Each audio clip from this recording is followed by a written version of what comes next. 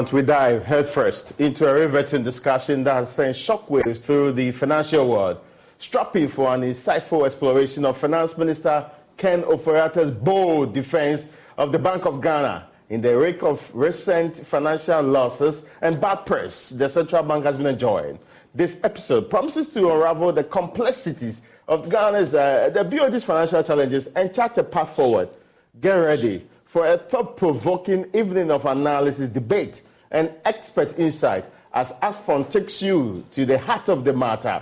Joining me tonight is a powerhouse panel featuring former Finance Minister Sektepe, who will be joining us from his base in London, the esteemed Dean of the School of Business at UCC. Sure should be joining us in this conversation too. But in studio is that astute Assistant Professor of Accounting and Financial Management from the University of Sheffield, who we are likely to have in the Republic of Ghana this time around, Dr. Sharif Mahmoud Khalid. You're welcome, sir. I hope you are doing well this evening. Fine. So many of you may not be aware that the ever-distinguished Finance Minister of the Republic of Ghana, yes, delivered today, somehow Nicodemously, a very wonderful defense of the Bank of Ghana. In the Finance Minister's defense, he really brought out the major issues happening, right from the history of the bank, praising the Bank of Ghana for posting very wonderful results between 2016 and 2020, making a lot of profit, helping the economy of the Republic of Ghana. He extended that and talked about how the Bank of Ghana has seen major changes, how the Bank of Ghana and the Ministry of Finance are coordinating properly to bring you the needed relief. Of course, he also admitted that there have been recent challenges in that sector, including the many difficulties that the central bank has gone through since COVID, and also the compendium of factors government consistently raised as the problems that got us where we are today. Now, if we put all in a summary, the Finance Minister of the Republic of Ghana says, don't touch the Bank of Ghana. They did nothing wrong. We've been at this, and they've been delivering properly on their role. Tonight, we will break down the very statement from the Finance Minister. We will get to the bottom of it. We will explain to you and many people in this republic whether or not it represents the reality on the ground. And going forward, is there a way, and there's a chart or a very small part where the Finance Minister has been suggesting, and for people who understand financial regulation, the way forward with dealing with the central bank, do we need to separate the role of governor from the person who chairs the board of the Bank of Ghana? Do we need to reconsider the financial management tools we have had on the place? Is our financial regulation structure in and of itself defective? The Finance Minister has been speaking, and we'll subject it to the needed analysis here on Upfront. I'll be starting in studio. You're welcome, sir, once again. Thank you very much. Now, you've seen the statement, right? Yeah. What was your initial reaction from those of you who understand finance and how management of this kind happened? There was a lot of uproar when we heard 60 billion loss at the BoG. There was a lot of uproar when we heard the BoG was also building what's supposed to be a new headquarters, a very gargantuan with a lot of money being involved in that expedition. Now, the Finance Minister says there's nothing wrong with that. In fact, we should support the building of this structure in the first place. Yeah. And that it started well before all the difficulties that the BoG had came into place. How do you describe the release of the statement, the time it was released, and in a nutshell, what signal did it send to you? Well, I mean, it's very interesting, and you gave the apt description to it by describing it as a Nicodemus statement, which it was. And I don't think the Finance Minister really speaks Nicodemously. When he speaks very loud. But I'm really wondering why the tone of this statement has been very low. It's, for me, when I read it, it was a cocktail and a mixture of embarrassment and anger. I thought it was an insult to professionals, it was an insult to Ghanaians, and it was an insult to anyone who has anything or appreciation of finance. No, okay, so we'll come to the finance bit quite soon. So if you see on the screen now, now if you do get the point, the man argued that the central bank's assets in Ghana, it has grown significantly from 53 billion in 2016 to 126 billion by the end of 2022. And a percentage which is over 138%. Now, on the face of it, my question is whether or not this change, which might be factual, whether it takes into consideration the very difficulties, or if you move it away from just being nominal figures, can we put it in the perspective of what has happened in the banking sector, including the liability side of the Bank of Ghana's balance sheet, in all of this? Well, Ray, we are looking at, if we look at it in absolute terms, we bring in percentages here and look at the range within which it tells you the kind of masking, right, or economic masking that has come to play here. Why 2016 to 2022? But we had a significant event, which is the IMF bailout. How is that factored in here? So can we have a breakdown of all of that, factoring in or taking cognizance of the IMF bailout and what changes that has brought? But you cannot just have an external bailout come in, you lump things around, and then you come out with absolute percentages to say that from 2016 to 2022, we've had asset increase. Right. No, I'm getting your point, but I mean, many will say that if the man is stating facts, be it nominal figures or so, there's some good news to. So, but how do you account for IMF bailout? Remember, but is it not when the remember we had remember with the central bank's balance sheets was bleeding before we had the bailout. Our reserves were depleted, right? It took the bailout to inject some sanity into the economy, and that's what is being reflected here. So can they account for the period of the bailout? Does this take right? Minus that, what do we have in terms of growth of assets? That's when we can begin to have a tangible and real conversation.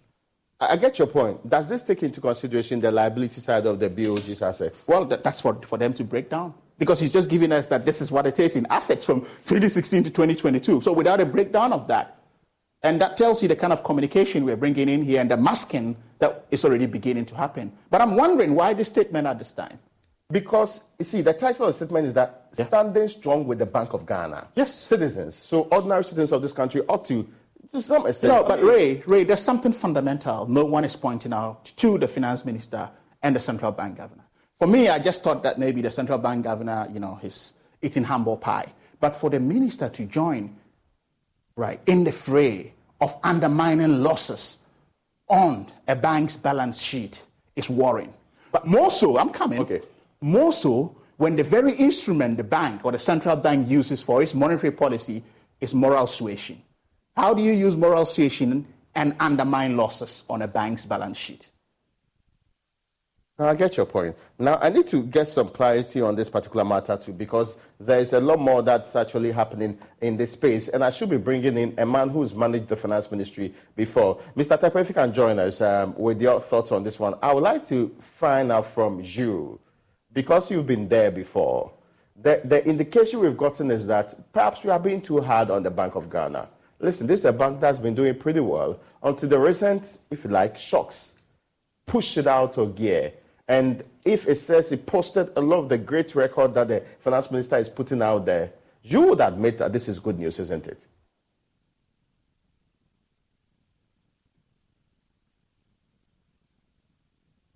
Well, if Secretary joined us. Yes, I'm joining you. Yes, can you hear me? Yes, I can hear you. The question I was asking is, at the outset, okay. So I was expecting a response. So I wasn't hearing from you. Yeah, I think I was speaking, but I was muted. So forgive me. All right, I get you. Yeah.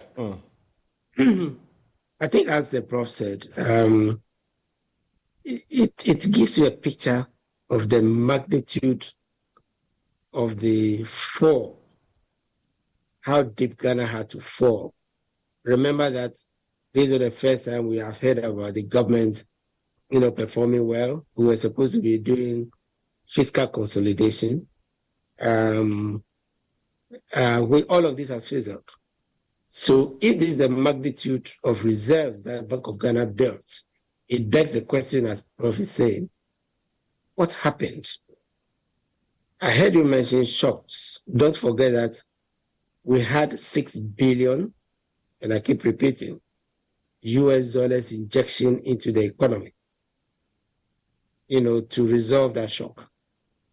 If you multiply that by 10, that's 60 billion. And you can compare it with the 70 billion or so that GRA brings in annually. So, and if the economy was really growing, how come growth has slackened? How come we cannot pay our debt if we were performing this well? So I think, the statement, in a sense, is rather revealing to Ghanaians how deep and fast, the fall has become. You mentioned nominal figures, right? You mentioned nominal figures, yes. But then, by what percentage did the GDP grow?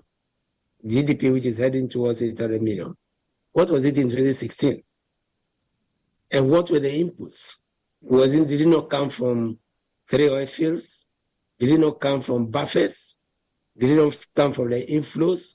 Did it not come from, the various bonds that we issued? And yet still, today, I think we've been visited on the debt and others. But if you go to the reserves, what constitutes the petroleum reserves, they are depleted. We all know that the stabilization fund flow is down to 100 million and you won't see anything in it.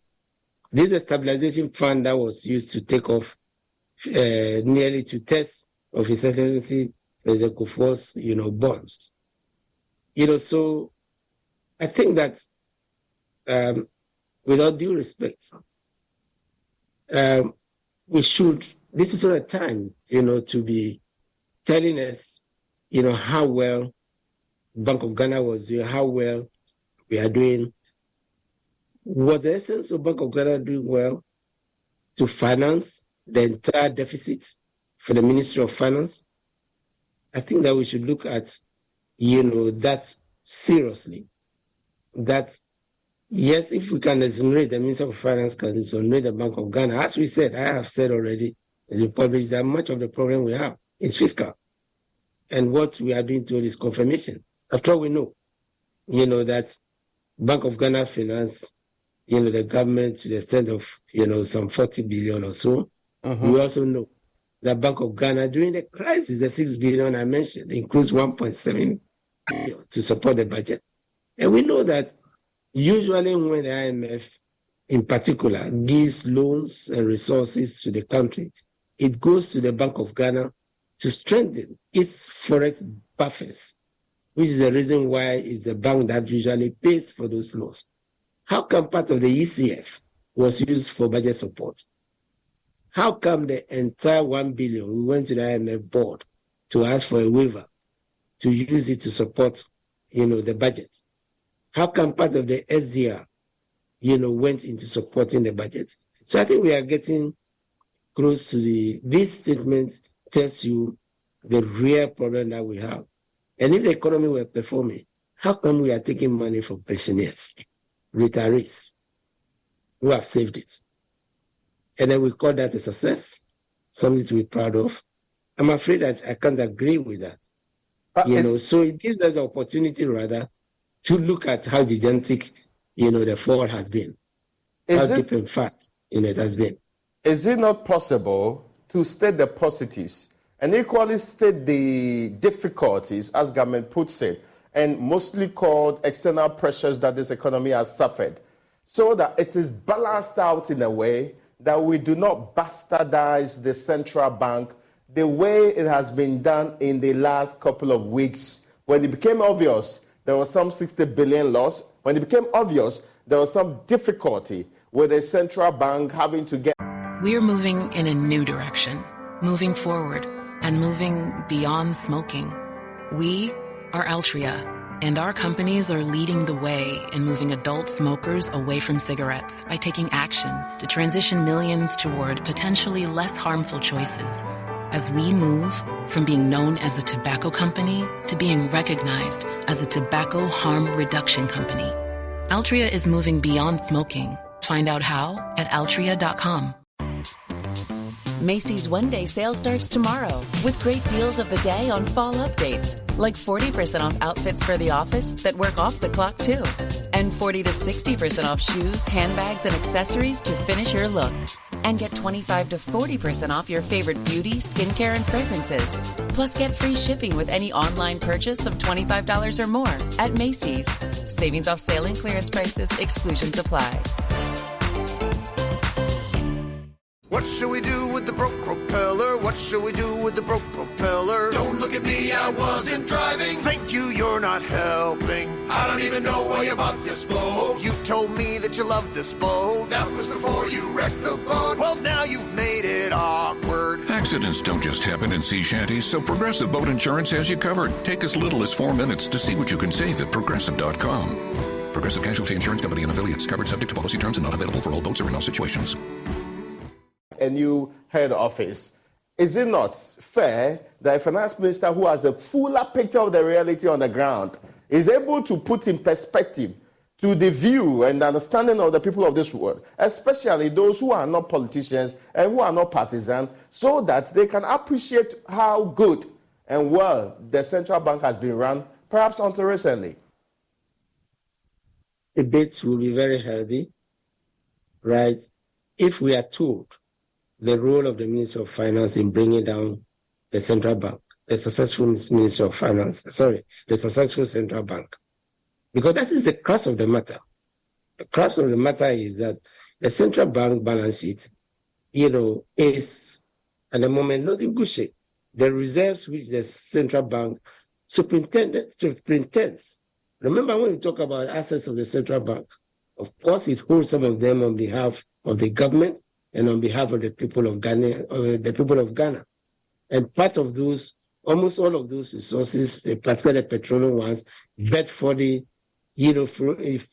uproar that came, the Heritage Fund would have been depleted. It's the only one which, has not been touched because of the opposition when it was meant to. So, yes, we do acknowledge. And we do acknowledge that at various points in time, the Bank of Ghana was controlling interest rates. It was trending downwards.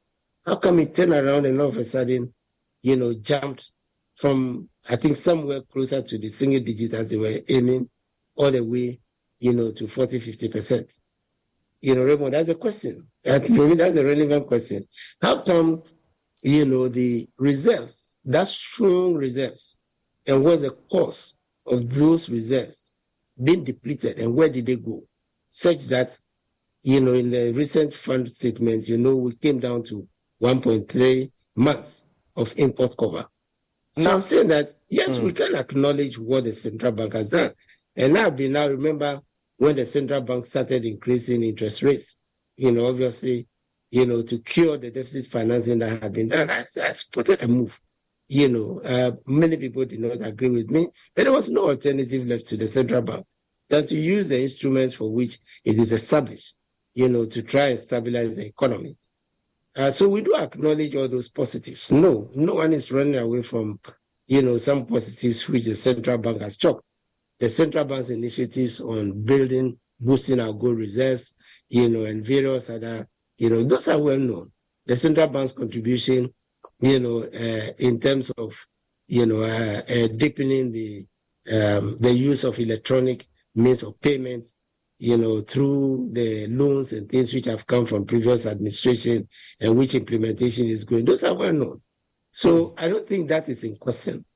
But we are talking about the speed with which all those successes came to nil, the speed with which, the reserves were depleted, and the speed with which, if you want to believe it, we came to a point where we had to, print, money, deficit financing. That is the crux of the matter. And I would have wished that the statement addressed also, the role, that fiscal agents and others also played, in bringing the Bank of Ghana to that sad situation. That is the point I'm trying to, to make. I'll get to that question, but there's a point though. The picture painted there is a very performing Bank of Ghana, but in the IMF stated MEFP, it says the central bank's balance has been impaired and must be rebuilt. Yes, which wasn't cognizance of in the statement. Yes. A bit disingenuous there. So I'm just wondering, whose words do we take? The finance minister or the IMF, MEFP? No, but are you forgetting that the IMF has got a big watchman in the central bank as we speak now? They've got a balance sheet expert who sits in there. So there's no way the IMF would come out, lenders' money come out and speak negatively to the issue. But they had to tell us the impairment of what was happening. But Ray, you look at all of this amidst all of the issues happening. We're talking about the central bank's independence and all of that, and the minister did emphasize that. But what's happening today? He's usurping, getting into the way of the central bank to back it. Where is his independence now? A finance minister jumped to the defense of an independent central bank to say this is what it is and these are the figures. But if these are facts, why should it? What should hold him back from actually stating that to the activities of the bank, the monetary policy, interest rate should speak for itself. Today, the very model that we use, right, as a measure of tools for inflation and the likes of, if we plot our activities into the Taylor rule, which is a model for the forecast, where will we be today as a central bank? That is a clearer picture we should be talking about, right? Not bundling issues of 2016 to 2022 without actually disaggregating that and factoring in a bailout that we just recently had. Why is it that such statements were not coming out in the run-up to the bailout? You see, but there's a certain level of communication that this government keep pushing down the throats of Ghanaians, well-meaning Ghanaians, which is that they think they are smart and they can get away with everything, right? You go to an IMF, you negotiate, you get it, you say, oh, we had a record time in securing an IMF bailout, and we should applaud them for it. Statement of fact, isn't it? Well, and what has a record time got to do? Have you ever had an IMF deal that's not gone through? But if it's done on time, it means that the people believe in our ability to bounce back the way we ought to bounce back. No, come on. But the IMF itself is in their interest that a deal goes through as fast as it goes. What are we talking about, Ray? So you don't think that that's something that we should? No, but how is that an achievement? No, how is that an achievement? You go to the bank for a loan and the loan officer is friendly to you enough to issue the loan, and that's an achievement. It's not a testament to your credit worthiness. Oh, yet you can go back to the financial market or the capital market. Yeah. Right? So it's a favor that has been done us, and I think that it's about time. We should have bowed our heads in shame for a government that has, beat its chest to say that I'm never going to go to the IMF. They said it on the floor of Parliament, they said it everywhere, yet they went back and they're telling us this. And I don't think the media should be encouraging them to be doing these things. Now, right? We need to put their feet to the fire to speak. Now you're talking about the building, which because the point is, at the time they were posting, they were posting losses. Right? Look at the timeline for the completion of the building. Have they ring-fenced the money for the building? Where's the money coming from? Not from the bank, or it's coming from the finance ministry? No, it's actually from the central bank. Yeah, so that has been ring-fenced. Well, they said they because you are reporting losses. Yes, they had. You report losses and you ring-fence money for a modern building. Mindful of the security and other implications of not having that kind of building. Well, so what compromises do they have in their current building? They've housed. No, what compromises? For example. No, none of us is against the building. We're just talking about timing issue here. Okay. So what is it? Is it not fair that the time they started this building in 2018, the very difficulties that we're talking about today was not present, was not foreseeable? No, but they were talking COVID-19 at the time. They were talking Russia and Ukraine at the time. Yeah. Weren't they? These were all up, ripe in the air. So if they were talking all of these things, was that the right time to prioritize a new building? When they make their own statements, the central bank governor, they state that the idea, or mooting the idea to have had this building started in the 90s. And if it starts in the 90s, governors have come and gone. And when I read the statement, one of the most interesting bits, which I thought again was insulting to well-meaning Ghanaians, is that they said, okay, well, this is akin to Dr. Agame's time. Goodness me, how do you go cherry pick up an old governor up, dust him, and compare to a certain governor? But Ray, another fundamental issue. Right. G.K. Agame's time had the same scenario. Yeah, but what's the justification here? What is it? Were there haircuts in Agame's time? Were they? How many times did Agame go to the capital markets? They ran out of credits on so they should bring out the figures and we can juxtapose that, make a clear comparison to actually come out with this. But doing that, I think that is insulting to the legacy of Agame. They should just deal with what the issues are and speak to them rather than these needless comparison of cherry-picking Germany, UK, and losses that are not having an apple and orange comparison as to what these economies are and what we also have. So I think that it's more of a PR gimmick. When I read the statement, it looks like one written by a PR professional and imbued with the biblical quotes of the finance minister. But in all fairness, there's nothing wrong with PR, right? I mean, clearly. But if the PR... Institutions engage the public. But if the PR is very basic, bland, vanilla, and insulting, there's something wrong with it. I would like you to explain to me the insulting part, but let me bring it, Mr. Tekpa, on this point about... underpinning this thought is the thinking among some people. So what is, to your mind, the role of the finance ministry in getting the Bank of Ghana to the corner it finds itself that a defense is warranted at this time?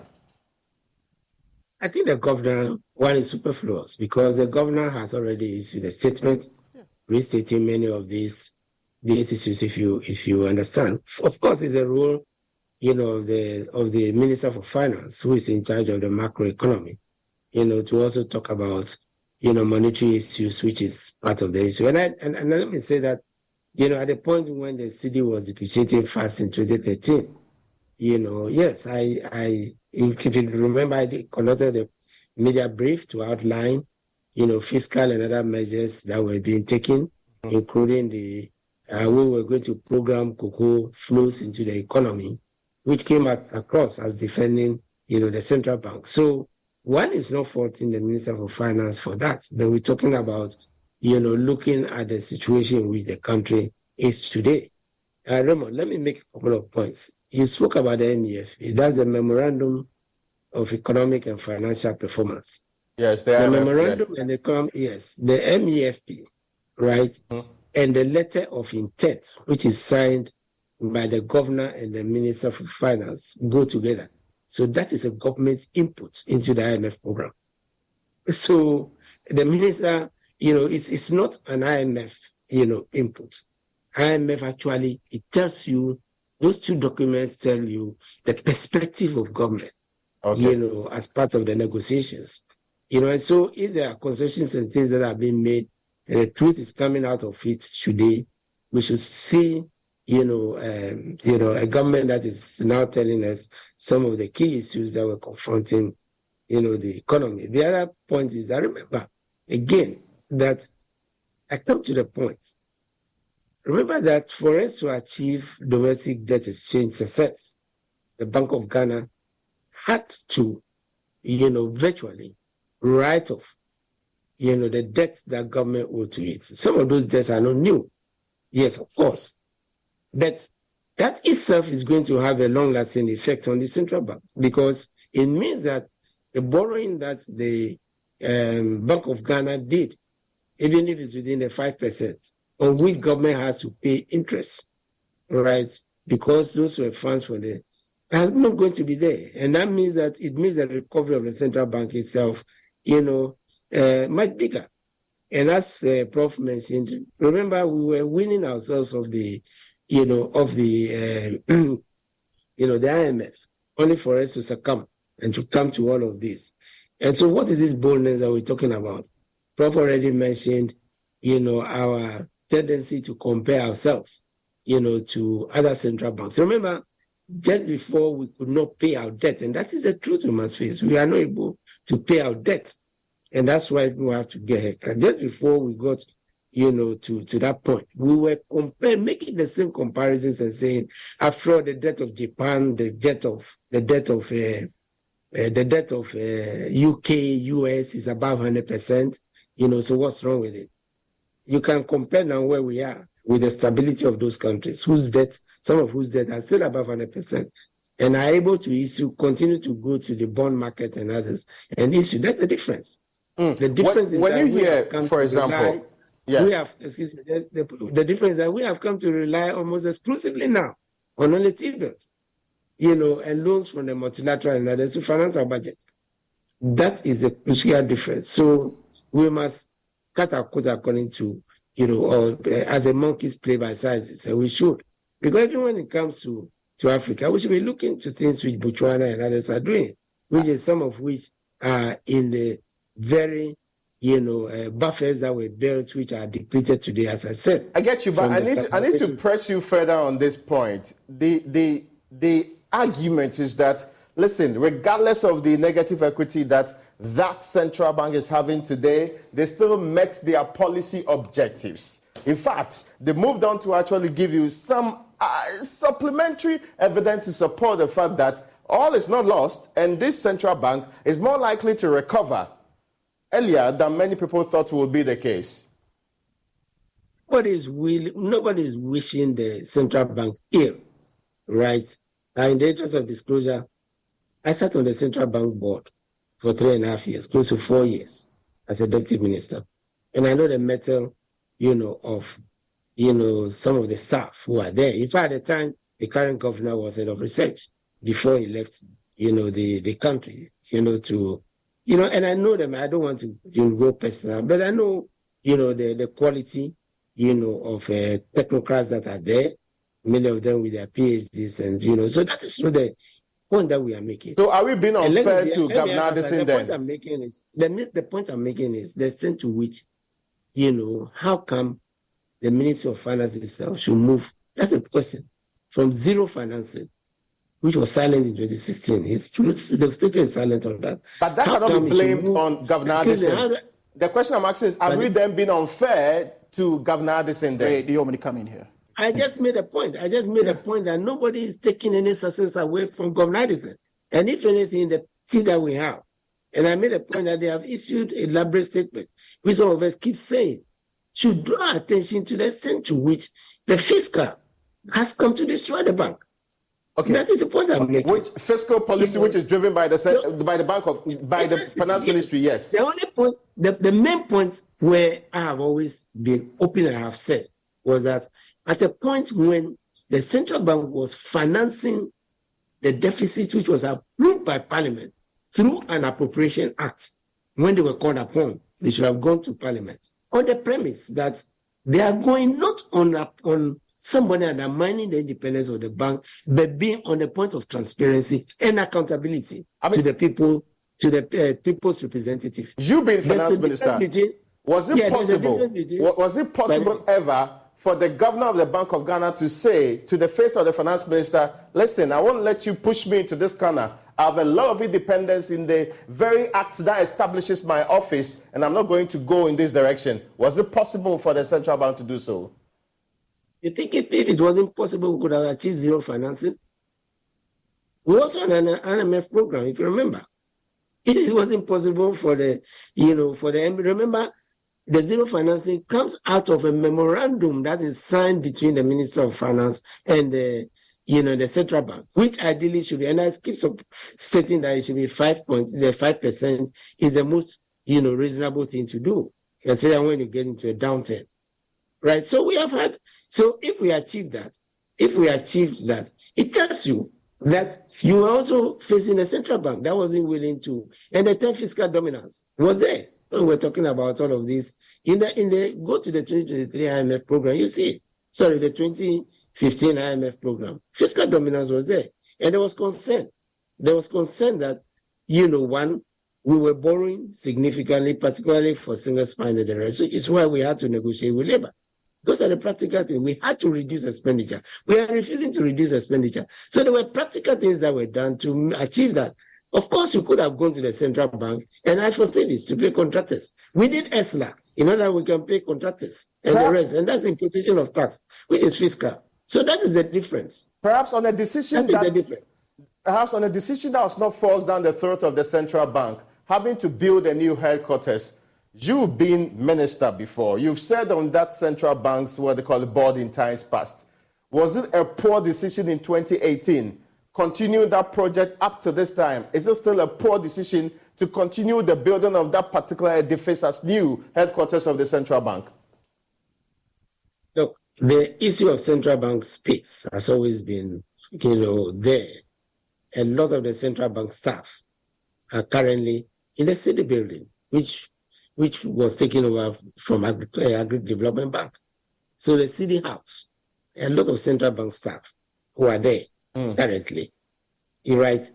The point being made, as Prof mentioned, right? If there is a justification for it, the point being made is, just as on the fiscal side, we suspended, the largest portion of the e-schools because crude oil prices and things had fallen on the fiscal side. The point that's been made is that in a period of austerity, let us be seen not to be extravagant. And that is putting aside the issues that are coming up as to who the contractor is, as to whether processes were followed or not. The key point is that at the point when the bank was lending to government and was going down, should it have occurred, to the bank that it is time, to probably, limit, or suspend some of these initiatives, right? Especially even if it's for modernizing the operations of the central bank, even if this institution is supposed to help modernize the operations of perhaps our central bank. Look, let me give you an example. When the news came up, right, of course it became partisan, that the central bank had built a hospital, first class. I don't think Ghanaians went out to criticize the central bank. It was seen as part of corporate social responsibility because after all, in some countries, when the central bank makes profits, the bulk of it is taken to the Ministry of Finance, right? But you didn't see so much waste in that profit. So that tells you that the wherewithal with which the central bank can do things, like another one is the conference center, which is named after, the late vice president, the CD conference center, at Legon, and many other projects which the central bank has supported. Even at the time when the balance sheet was healthy. And I think that we should have that balance in view, that when the central bank makes profits and it thinks that its budget is strong, it can back on projects, community projects which served, I know about, schools, primary schools and others which were constructed by this, board of the central bank and, previous ones.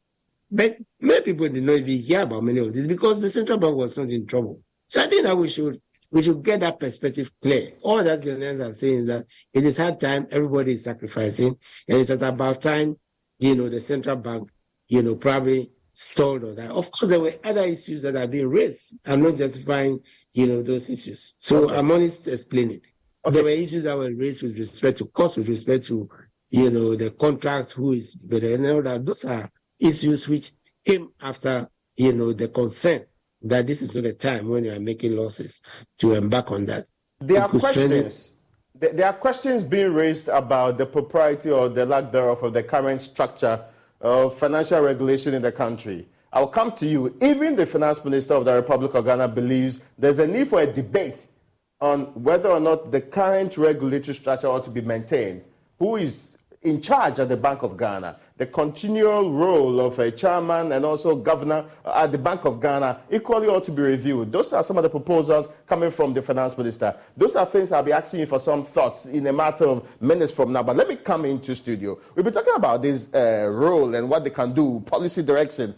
I mean, Dr. Khalid, in a sum, some believe that going forward, the Bank of Ghana should be bold and insist that there are things we cannot do no matter what, where the pressure is coming from. All right. I think a lot is already ongoing. And from where I sit and look at the model of the central bank in terms of its governance structure, most often than not, we tend to have what I term a dangerous hybrid. And by a dangerous hybrid, we tend to have a combination of the UK-centric perspective and the US-centric perspective. And we combine them, we localize it, and it turns out not to be what it is in the winner for all kind of democracy. Okay. Then, for instance, let's go back to the central bank's board. You've got a computer here. You could Google it up and see board members. Mm-hmm. I'm not doubting the competence of anyone, but you probably want to see expertise and correlation to the basic function and fundamental role of a central bank. Right. Again, something fundamentally, as I browse through that coming, again, I don't have anything personal to do with anybody, but in going through, I saw that there was a former in-house counsel who now sits on the central bank's board as a non-exec. From a corporate governance perspective, I don't know how the bank justifies and explains this, but with a bank that superintends over corporate governance or other financial institutions, or significantly financial institutions, it ought to be explaining this position and for us to have a full appreciation to understand these things. Because what you practice or what you preach is what you should be practicing because they have a big role to play. Mind you, in the last cleanup we had in the banking failure, corporate governance was at the fulcrum of it, and it played an integral role. So looking at this is very important. But you look at the appointments to the board of the central bank. We can come to the monetary policy later. We look at the board itself, in and of itself, where you have majority of its members appointed by the president. You have a representation from the finance ministry. Most often than not, you have deputy finance ministers sitting there and all of that. Then you have the governor who chairs. Right. So you see the kind of US centricism happening here. But in the US, what happens is that the chair does not sit or chair the Fed for, it has a stipulated duration within which they can chair for and rotates within state central banks or federal reserves. You see where it comes from. And in the UK, you would find that these members are appointed by the Crown. Yeah. And not. Yeah. So you see the difference, and how when we come, we have a sort of like lethal cocktail that tend to sort of not give us the broader and picture of a real governance structure that we need to have for our central banks. And that derails the kind of independence we are talking about here. Now, I get your point. I was just bringing other people who have actually been having thoughts on the central bank's management and the system that ought to change. And I'm sure if Dr. John Baden joins us in this conversation, we sure will be having some thoughts from him as well. But I'm coming to you, Mr. Tekpe. What should we do, mindful of the current happenings and the most recent developments at the central bank, with how it is regulated, how it is operated, and how it is currently structured? The issues coming out are, one, legal. For example, to what extent should the central bank, finance the budget? It's in law. 5% of previous year revenue. So that's a legal issue. If we have reason to raise or lower it, it is good economics, it's good accounting, and it makes the Ministry of Finance sit up, and gets resources to manage the economy. Of course, there's exceptional provision in situations like COVID, where, the declaration can be made by the governor and some more could be given. The issue is whether such a rule, emergency, should remain with cabinets or with, the governor. That is one issue more than the legality. I've already mentioned, I don't want to belabor the point, that we should also, after many years of operation, look at independence versus accountability. Remember, it's not following from the three arms of state itself, and the dispensation given to the Media Commission. This is not the only point at which we are talking about independence of the Supreme Court, independence of the legislature, against what is perceived to be a powerful executive. So if you draw the analogy against what is perceived to be, a powerful Ministry of Finance that can make, the central bank succumb. And this is where we are saying the solution, often, as in the US, right, is for the governor to go to the people's representatives, committees, not the whole house. The committees at least, who will then report to the whole house for the reports to be. So we should separate accountability. Maybe it's time to examine whether we want to separate accountability from independence. Remember, GRA has operational independence. It's of finance, there's only, the policy part. GRA has unfettered operational independence. And the Minister of Finance cannot interfere, with that function. But when it comes to accountability, the GRA commissioner is accountable to Parliament as part of the budget that is prepared, the revenue side of the budget, and the performance. And the input, for that, comes, comes from GRA, whose commissioner, like the governor, cannot be the one moving legislation and motions and other things, in Parliament. There's a bigger issue also. I just know that you come back to this point, but I need to bring it because I've been keeping on hold for a while now. Dr. John Baden, and he's so critical to this conversation because this is a man who's in times past dragged the central bank to court, insisting that they should do some specific things. He's written consistently and proficiently on how best to run the central bank and the very things they should be focusing on. Dr. Baden, you're welcome to our front. Thank you. Now, let me start from this point, though. This conversation is premised on a very wonderful love letter to the people of this republic from the finance minister defending the central bank, mindful of the recent brouhaha over its operations and its conduct as a central bank. Basically, the finance minister has been saying that central bank has been doing its job, recently had some difficulties, but it's likely to recover anytime soon, and we should not be bastardizing that institution. From your experience, is it appropriate, the kind of structure we run today as our central bank? The kind of what? Structure we run today as our central bank. Oh, well, then it's just so. If I understand you correctly, you are trying to ask me if I think that the legal framework in which the central bank operates is optimal, or is yes. Yeah. Well, I think not. Or even if it is. Macy's one-day sale starts tomorrow with great deals of the day on fall updates, like 40% off outfits for the office that work off the clock too, and 40 to 60% off shoes, handbags, and accessories to finish your look. And get 25 to 40% off your favorite beauty, skincare, and fragrances. Plus, get free shipping with any online purchase of $25 or more at Macy's. Savings off sale and clearance prices. Exclusions apply.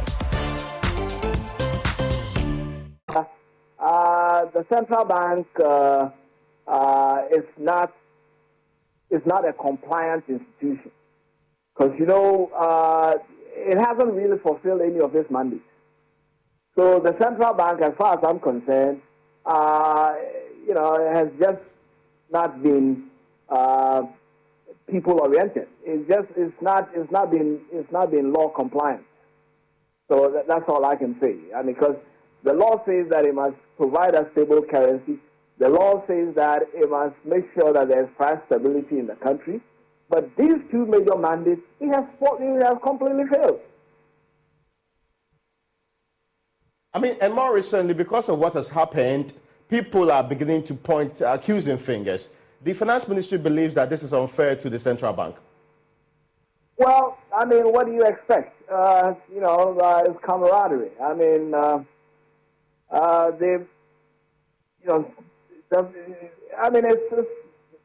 not surprised. It's rational that the finance minister will say something to back, the governor or the central banker. But the reality is that we, the people, we don't steal the central bank. You understand? That's the reality. All that, I have read the memo or the write-up, but it's nothing but a feel-good, write-up. But the reality is that the central bank has just failed on its mandate. As far as I'm concerned, it hasn't served as well. Are there repercussions for failing on your mandate as a central bank? Or we just... Well, that is why I petitioned the Attorney General, and he refused to be. He didn't even acknowledge, which is terrible. That's why I petitioned the Attorney, because somebody must hold them accountable, and who is there to hold them accountable? Nobody. So that is how come we are in this situation. We don't have any structure or any measure or any institution that makes sure that the central bank is in compliance with the law. I also sued. I went, because of that, I sued at the Supreme Court. That also, I didn't really get, the kind of backing that I was looking for. Is it a lost cause then? Can we fix the central bank? Well, we the people must wake up and then have a dialogue over a central bank. Central banks are created for a purpose. And whatever, we need to ask ourselves, the purpose for which the central bank was created, is it fulfilling that purpose? If it's not, then, either we shut it down or, we just do something about it. I am grateful to you, Dr. John Badin, and he's a law lecturer, and I'm coming in studio for some concluding remarks. First and foremost, with you, sir. Yeah, Ray, just to follow up from what Dr. Badin said, you'd realize as we talk about independence, the likes of that, and I talked about a lethal cocktail we have. In the U.S., the shareholders of the Federal Reserve are banks, are national banks, actually, the likes of J.P. Morgan. The list goes as long as 100 plus. You get it? So in that case, there can be real accountability. So it's about time we actually delink this sort of lethal, what I call the lethal cocktail of UK-centric and US-centric perspective of doing things and try to really localize and see what is fit for purpose for us. But you made a very fundamental point, and I thought that you'd have done same for WEMPA, right? Where you kept saying, should we be calling for the head of Addison? But the politics of the central bank used to stay away from our useless everyday politics. We never involved it. But it took the politics of 2015 to bring the central bank into the fray of our national politics. By we, the elite who thought that it was good to bring that in to denigrate a certain political party to kick it out, then we started to say Wempa must go. Dr. Nashru and able deputies. Yeah. Yes, Dr. Isiama were doing a fantastic job. Why do we have to let them go? Immediately a government came in, they kicked them off. So this is the kind of things that we have, and these are the kind of arrangements we need to have to really have longevity, to have professionalism, to have meritocracy within that. And as my senior comrade Secretary indicated, they are really hardcore technocrats who know their stuff sitting in the central bank. But at the apex, we try to take our politics there to derail their efforts. But I think we need the to number of technocrats that appear in that institution. Yeah. If they are not achieving the goal, I mean, merely having competent people is a means to an end. Yeah. The end is ensuring the development of this country and delivering on your specific mandate enshrined in the Constitution. Exactly. And So the laws. by giving it that to deliver that, by giving it that independence, central banks will stop underwriting governments. Or when they are to underwrite governments, they will do that with prudence. even when they feel that they have some allegiance or so to the government of the day. Well, should they? We're talking independence, so where lies allegiance? It should be about the people of Ghana, their mandate. And the core duty of a central bank should be what? A core duty of a central bank is not to underwrite a government, or a government that's gone recklessly or gone rogue on the capital markets, on a borrowing spree without factoring in the real appreciation and fundamentals of the economy. And today it's all come back at us. Now, the minister who is in charge of finance, Mr. Tekpe, has proposals. He's asking for a debate. Perhaps our conversation is supposed to be headed in that direction of that debate. But is there an end in sight where we have a proper central bank delivering the goals it's supposed to deliver so that the people feel the benefits of having that institution in place tangibly? The central bank is part of the economy, and let me emphasize. And let me also emphasize that, the current governors of the central bank are technocrats in their own right. I think that the question, and then let me restate the point by way of summary, that the Constitution, as well as the Bank of Ghana laws, is not just one law. There are others we deal with other aspects of operations. Has significant provisions. For example, to what extent should the central bank finance governments in normal times when there are, small hitches here and there?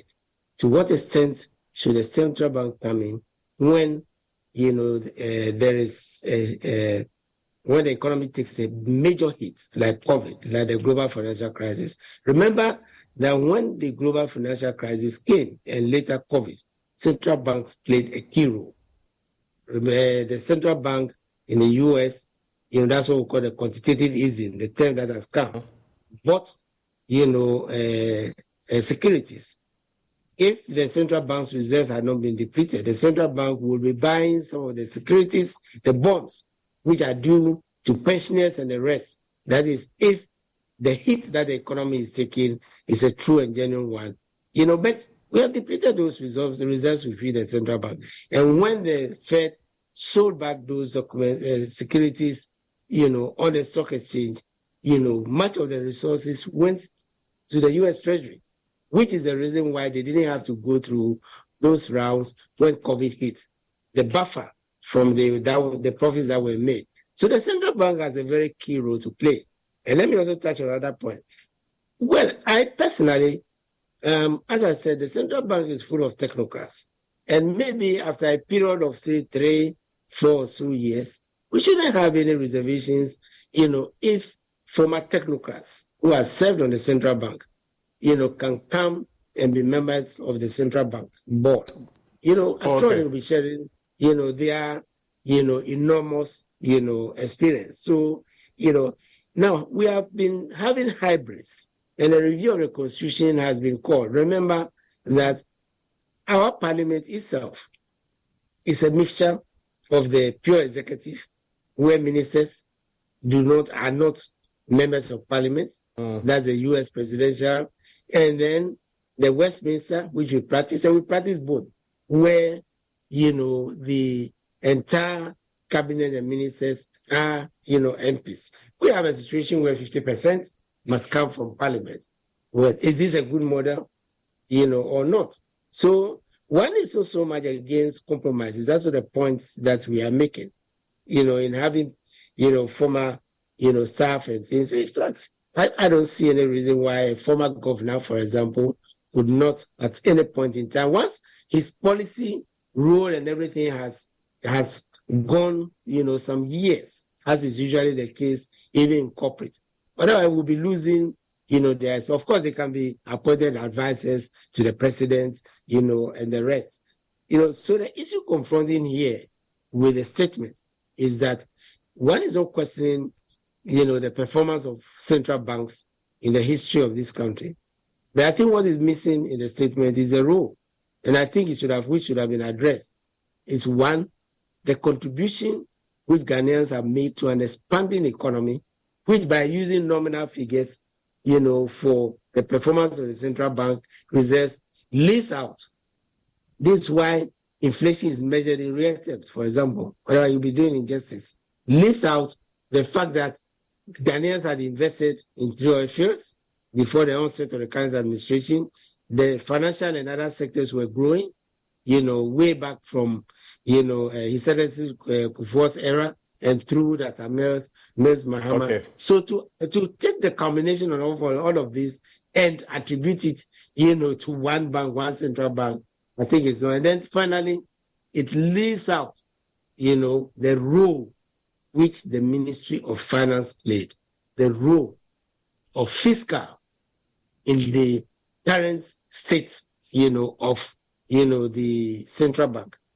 And particularly the fact that the central bank has had, apart from financing the deficit to the tune of 1.7 billion, and then further coming to finance it again, almost the entire deficit, apart from this financing, remember the central bank balance is also depleted by the fact that it will be depleted because it came after, that statement will be depleted by the fact that it is forgiving debt which government owes it. I think you should forgive me because my time is up. And I think that we should have more conversations like this in the future. Many thanks to Mr. Tekpe, Dr. John Baden, and Dr. Sharif Khalid. I really have to go now. Forgive me. We should do more before you leave to London. Many thanks to you also for joining tonight's episode of Upfront.